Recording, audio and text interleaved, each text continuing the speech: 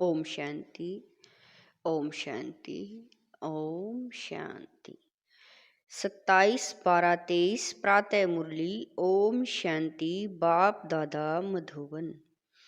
मीठे बच्चे, देवताओं से भी उत्तम कल्याणकारी जन्म तुम ब्राह्मणों का है, क्योंकि तुम ब्राह्मण ही बाप के मददगार बनते हो। प्रश्न है, अभी तुम बच्चे बाप को कौन सी मदद करते हो? मददगार बच्चों को बाप क्या प्राइज देते हैं?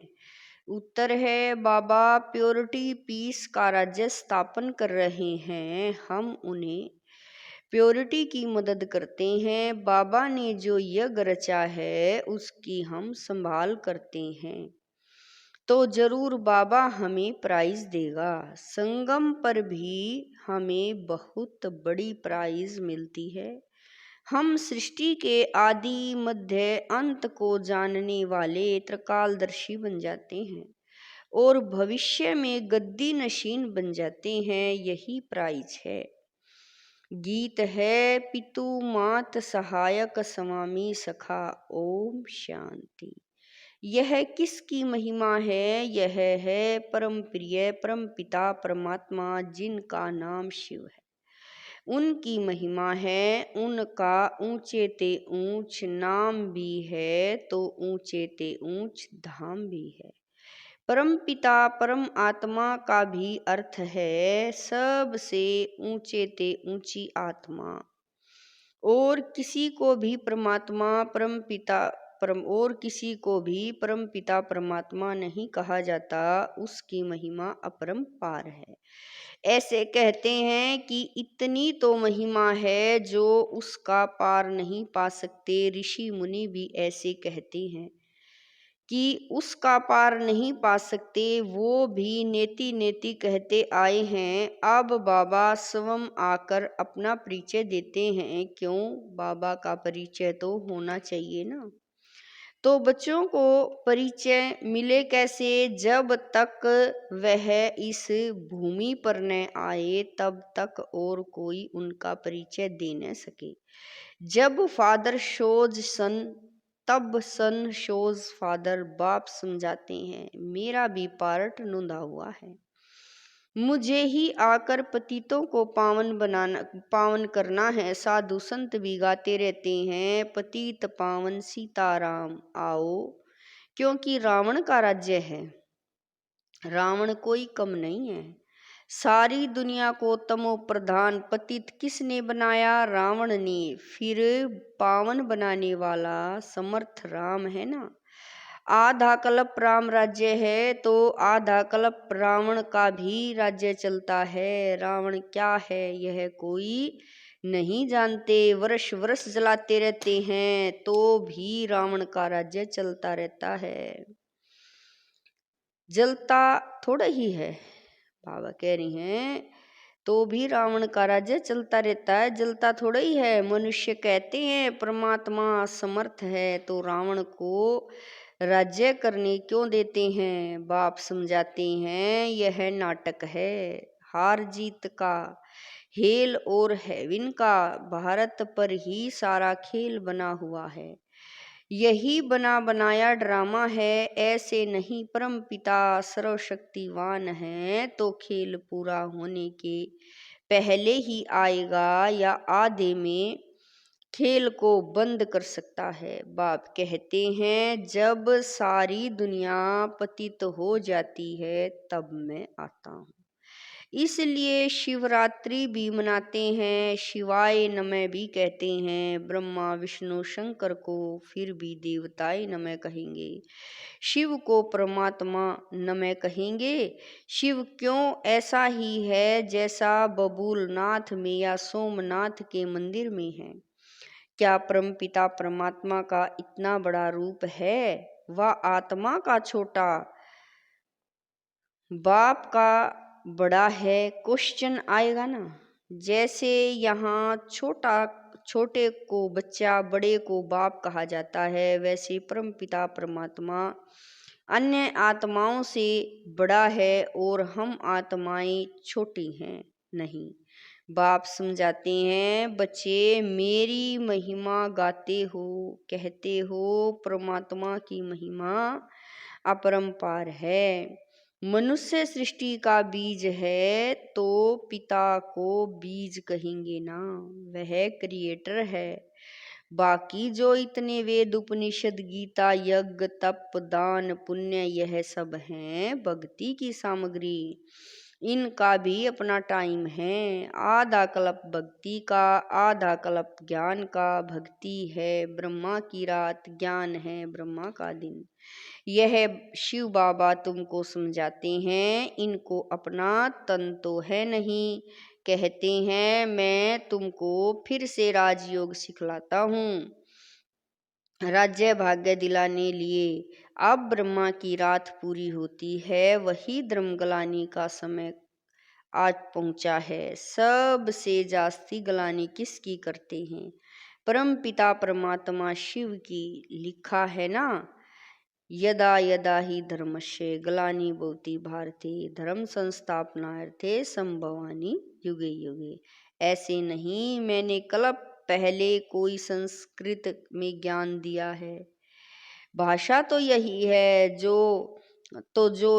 तो जब भारत में देवी देवताएं धर्म स्थापन करने वाले की गलानी होती है, मुझे ठिक्कर भीतर में ठोक देते हैं, तब मैं आता हूँ। जो भारत को स्वर्ग बनाते हैं, पतितों को पावन बनाते हैं, उसकी कितनी गलानी की है। तुम बच्चे जानते हो, भारत है सबसे पुराना खंड जो कभी विनाश नहीं होता। सतयुग में लक्ष्मी नारायण का राज्य भी यहाँ ही होता है। यह राज्य भी स्वर्ग के रचयिता ने दिया है। अब तो वही भारत पतित है, तब फिर मैं आता हूँ, तब तो उनकी महिमा गाते हैं। शिवाय नमः। इस बेहद के ड्रामा में हर एक आत्मा का पार्ट नूंधा हुआ है, जो रिपीट होता है, जिससे ही बाबा कह रहे हैं, जो रिपीट होता है, जिससे ही कोई टुकड़ा निकाल हद का ड्रामा बनाते हैं। अभी हम ब्राह्मण हैं, फिर देवता बनेंगे। यह है ईश्वरीय वर्ण।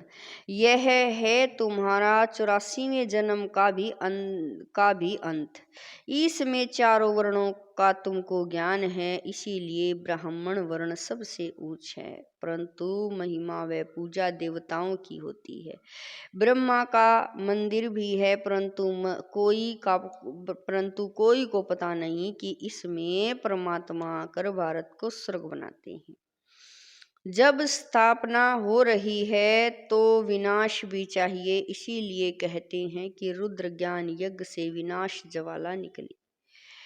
अब वही बाप बच्चों को समझा रहे हैं, मीठे बच्चे, अब यह तुम्हारा अंतिम जन्म है। मैं तुमको फिर से स्वर्ग का वर्षा देने आया हूँ।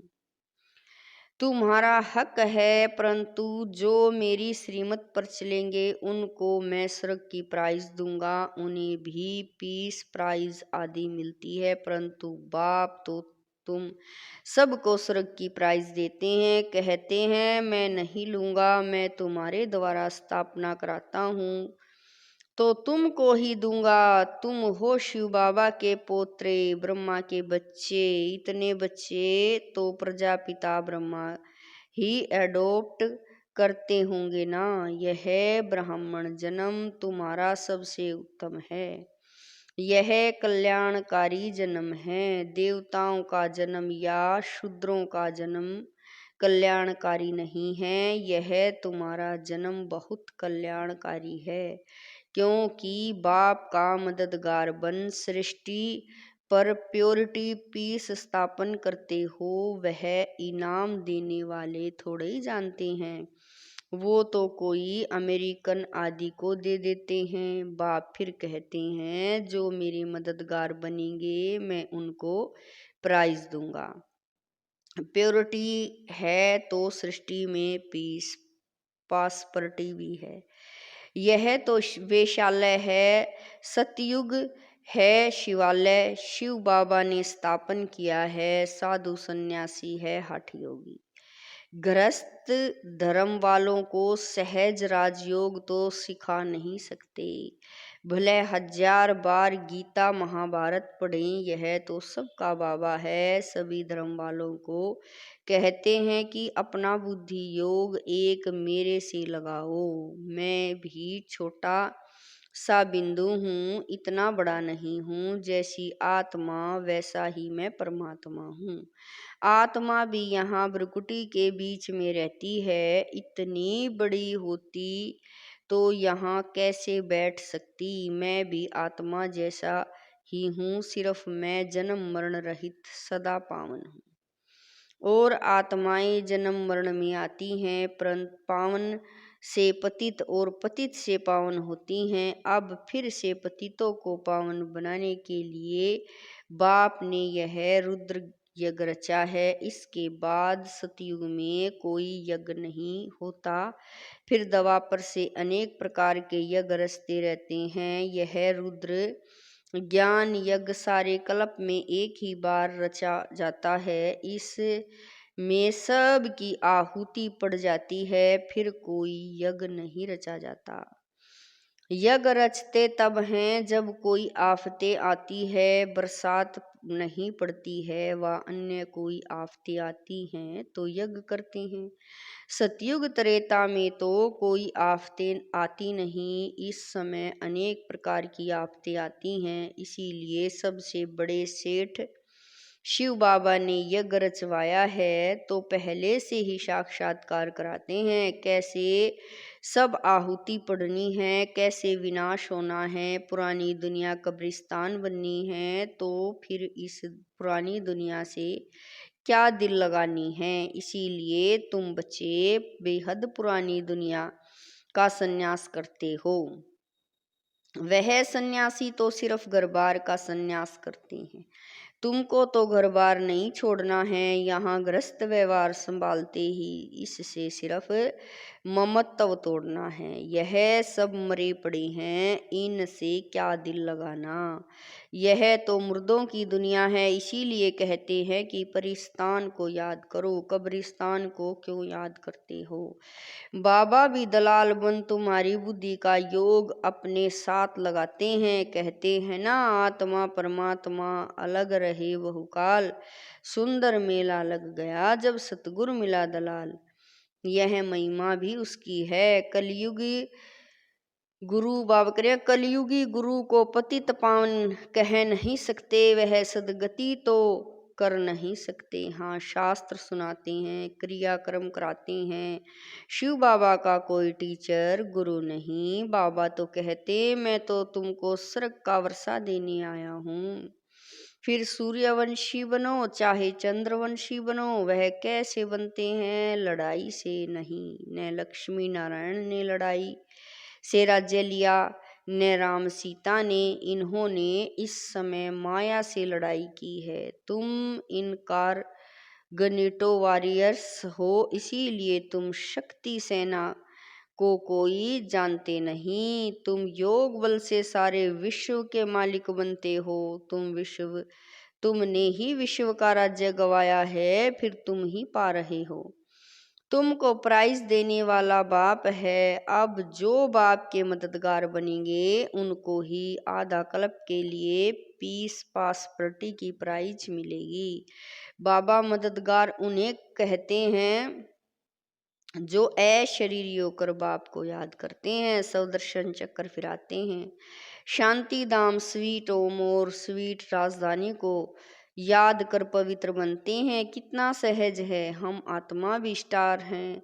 आत्मा हमारा बाप परमात्मा भी स्टार है। वह इतना कोई बड़ा नहीं है, परंतु स्टार की पूजा कैसे हो, इसीलिए पूजा के लिए इतना बड़ा बना दिया है। पूजा तो पहले बाप की होती है, पीछे दूसरों की होती है। लक्ष्मी नारायण की कितनी पूजा होती है, परंतु उनको ऐसा बनाने वाला कौन?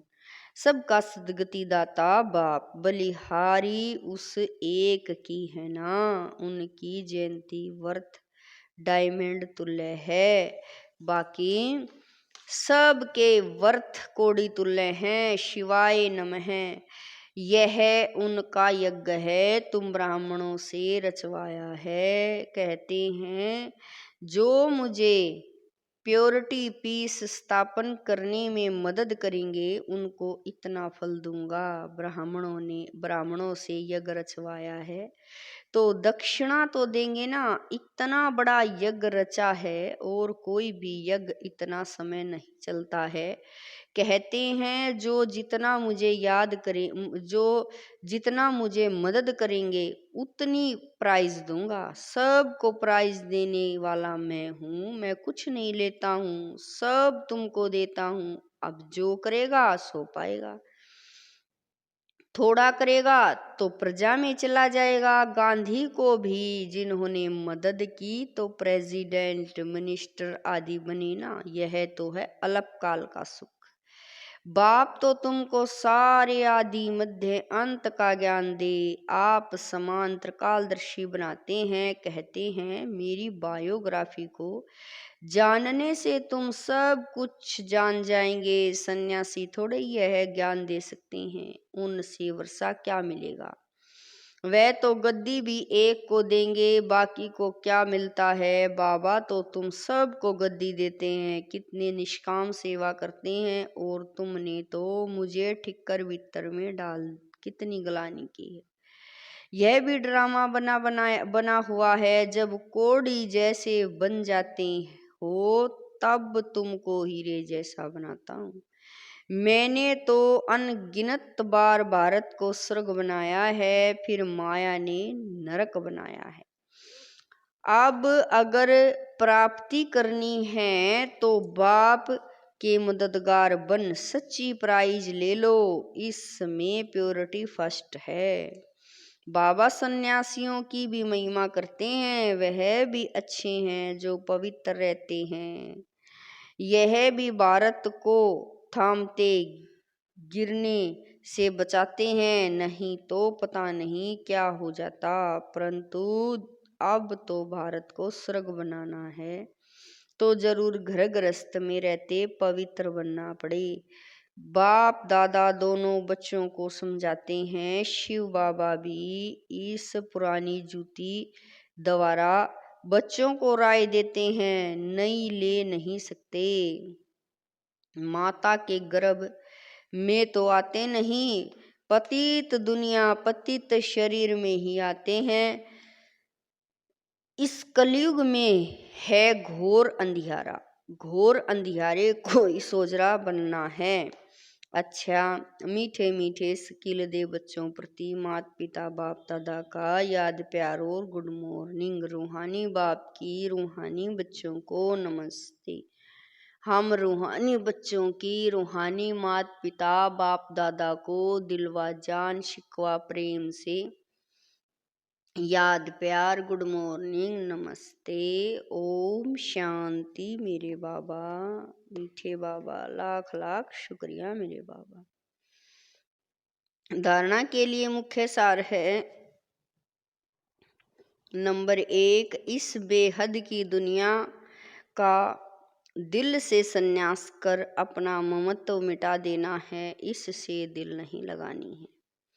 नंबर 2, बाप का मददगार बन प्राइज लेने के लिए। नंबर 1, अशरीरी बनना है। नंबर 2, पवित्र रहना है। नंबर 3, स्वदर्शन चक्र फिराना है। नंबर 4, स्वीट होम और स्वीट राजधानी को याद करना है। वरदान है, विशेषताओं को सामने रख सदा खुशी खुशी से आगे बढ़ने वाले निश्चय बुद्धि विजयी रतन भवै। वरदान है, विशेषताओं को सामने रख सदा खुशी खुशी से आगे बढ़ने वाले निश्चय बुद्धि विजयी रतन भवै। अपनी जो भी विशेषताएं हैं उनको सामने रखो, कमजोरियों को नहीं। तो अपने आप में फेथ रहेगा। कमजोरी की बात को ज़्यादा नहीं सोचो। तो फिर खुशी में आगे बढ़ते जाएंगे। यह निश्चय रखो कि बाप सर्वशक्तिवान है, तो उसका हाथ पकड़ने वाले पार पहुँचे कि पहुँचे। ऐसे सदा निश्चय बुद्धि विजयी रतन बनते हैं। अपने आप में निश्चय, बाप में निश्चय और ड्रामा की हर सीन को देखते हुए उसमें भी पूरा निश्चय हो, तब विजयी बनेंगे। स्लोगन है, प्योरिटी की रॉयल्टी में रहो। तो हर बावकरी हैं स्लोगन में, प्योरिटी की रॉयल्टी में रहो, तो हद की आकर्षणों से न्यारे हो जाएंगे। प्योरिटी की रॉयल्टी में रहो, तो हद की आकर्षणों से न्यारे हो जाएंगे। ओम शांति।